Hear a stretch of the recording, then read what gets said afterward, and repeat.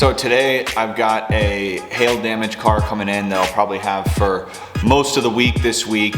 But what I want to do while I'm working on that car, taking it apart, is I'm going to kind of explain to you guys how I fell into owning this dent repair business that I did.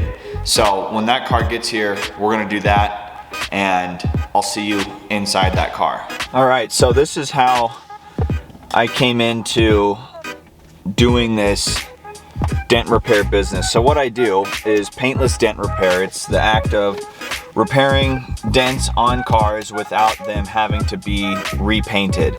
So it's a trade, just like welding or any other kind of blue collar trade like that. And really its purpose is exactly what I said, to fix the dents without having to repaint the cars. It's a faster way to repair. The car gets to keep its original paint and original panel, which is better for the overall retained value of the vehicle. And it's a good method of repairing stuff like hail damage, which is what we're doing to this car right here. This is a 2015 Subaru Crosstrek, and you have to take the cars apart to repair them. So what I'm doing right now is taking the headliner down. So we got to take out all the pieces like the sun visor and the mirror, like the overhead center console, the grab handles here, the oh shit handles. Everything has to come down so that I can lower the headliner down so I can fix the roof.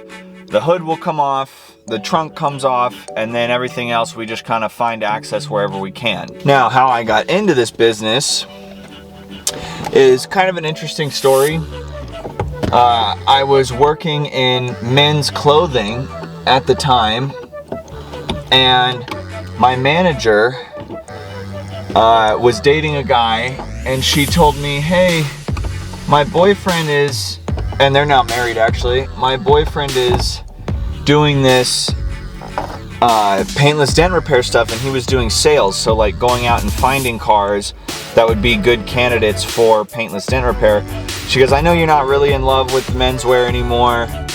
Maybe you should talk to him and see if he, if you guys would be a good fit for working together. And so I did, and sure enough, he hired me, or he brought me on board.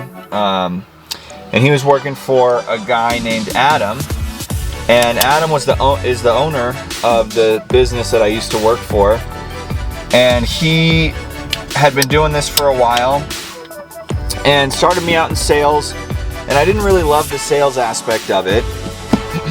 So I started spending more and more time in the shop and learning kind of how the cars were repaired, learning how to estimate the damage on the vehicles, learning how to order all the parts and stuff. And I just was sort of doing that by proxy, by kind of watching what everybody else was doing.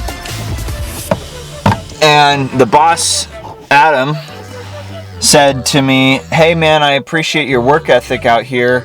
Would you like to shift into a role of like being our estimator, our head estimator? And so I accepted that and started, instead of going out and finding hail cars, I started writing the estimates for them and ordering all the parts and kind of just overall dealing with the whole claims process for the vehicle repairs. And he came to me one day and said, would you like to learn the actual trade of how to push dents? And I never finished college, and I'd always kind of wanted a trade that, a skill that no one can take away from you once you've learned it. And I said, yes, I absolutely want to learn how to do that. So Adam was nice enough to start teaching me after hours, a couple days a week, how to repair these cars, and how to be a paintless dent repair technician. And so that's really how it all got started. So I owe kind of my whole trade and career to Adam, my old boss. So big thank you to you, Adam, for, you know, starting me off in this right direction here. You definitely did me a huge service, and I certainly won't ever forget it.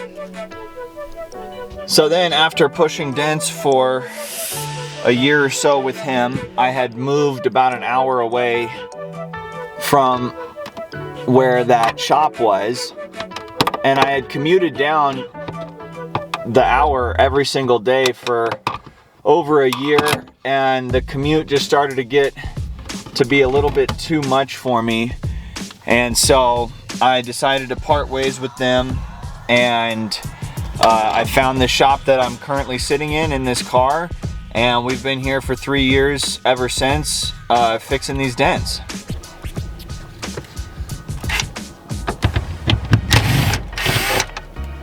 So our first year, we did very well. We had a great hailstorm, and hail is really kind of the bread and butter of the paintless dent repair industry. You can certainly make a lot of money just fixing things like door dings, big dents, bumpers, creases, you know, individual pieces of damage. But the really lucrative side of this business is certainly with hailstorms, because you can fix cars very quickly. The amount of money that is in damage that these cars sustain is quite high. So if you can fix a lot of cars really quickly, you can make a good amount of money in a relatively short span of time. So we love hailstorms, and here in Colorado we typically get quite a few of them every year, although the last few years have been not that great in regards to hail. So it's been a little tough the last few years, and especially with COVID, people not wanting you like getting in their cars and stuff, it's definitely been a little bit of a hang up, but we've been able to survive, and we've made it 3 years now. So it's really been a phenomenal trade and a blessing to have been able to learn that from Adam. So, you know, I'm just super grateful to know this stuff and to have had the opportunity to learn it, and I continue learning every day. So things like the overhead center console have to come down. Now, in the interest of, you know, just being honest with you guys here, I don't love doing this anymore. It's really taxing on your body, just the amount of physical labor that it is. And I mean, I know there's tons of people out there with physical labor jobs that do them their whole career, but you know, I don't want to end up, you know, being in my mid 40s and not being able to use my arms the way that I want to do. And being a one-man show, it is a little exhausting from just doing everything. And I don't want to sound ungrateful at all, because I'm not. I'm incredibly grateful for the opportunities that this business and this shop provides me. But there is, you know, everything comes to a point of where you kind of just want to move on and do something else. So we've started to examine other avenues of different businesses we can start.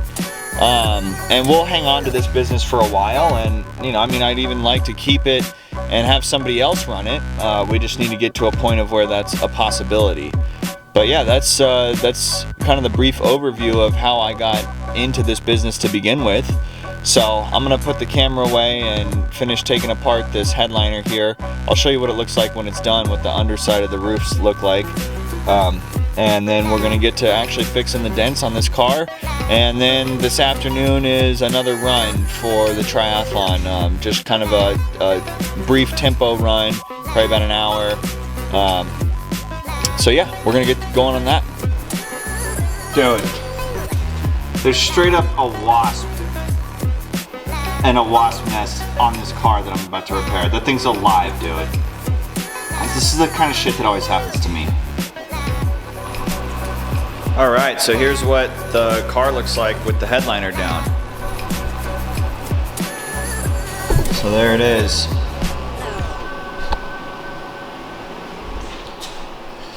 You can see all the exposed metal under there. We got the roof rack off. The hood is off the car, it's over there. There's another shot of it. So now we get to fix it.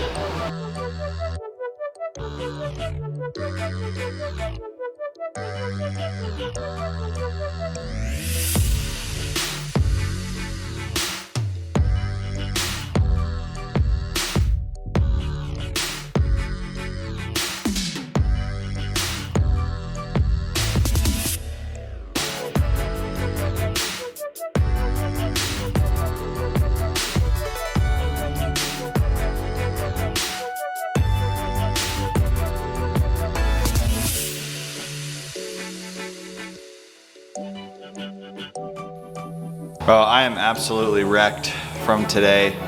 We took that car apart, we got most of the roof done.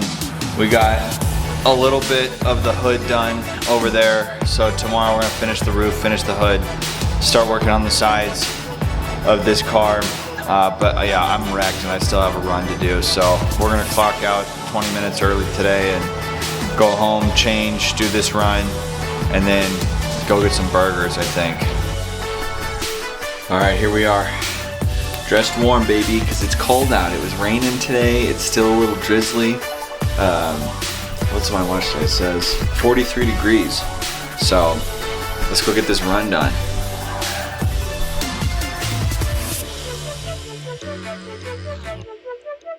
All right, so I just wanted to give everybody kind of the 7-day check-in. We got dogs over here hanging out on the outdoor couch. It was a hot day today, did a run, felt good, felt really good actually. The run is feeling really, really good these days, which was the weakest point of these disciplines starting out. So that's a really good sign that the run is feeling good. All this training is actually helping out. All the zone 2 stuff, as tedious and painstakingly slow as that might be, is actually helping out. So athletically speaking, train like a pro, we're feeling good 1 week in. On the work side of things, work is going well. We got that first hail card done this month, so we've got some other stuff coming in just a little bit that we're gonna get working on. We've also got website work to do for the new business that we're gonna try and launch later this summer. I've got a few other things going on as well. Another event that I'm planning for later in the summer as well, towards the end of August. So a lot of work to be done on that. On the home front, things are good.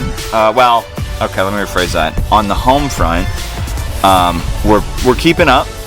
It's been definitely a tough challenge. You know, I told the wife that this was going to be a hard month with doing Train Like a Pro, and I haven't been wrong. It has been a hard month so far, even though we're only 7 days in. The wife is very, very supportive, but also, 6.5, almost 7 months pregnant, so she does need a lot of, not help, but, just things are, I mean, your wife's 6.5, 7 months pregnant. Like, you got to be there, So I definitely could have picked a better time to do Train Like a Pro, but that's not really the point of Train Like a Pro. The point of Train Like a Pro is to live in that chaos, to see what you can do, to stack as many things, to have as many stuff coming at you at once that you can possibly handle, and just see what you can make of it. That's the whole point. So anyway, that's the 1 week check-in, the 7-day check-in. Thank you guys so much for watching. Please hit that like button, please subscribe, and we'll see you all tomorrow.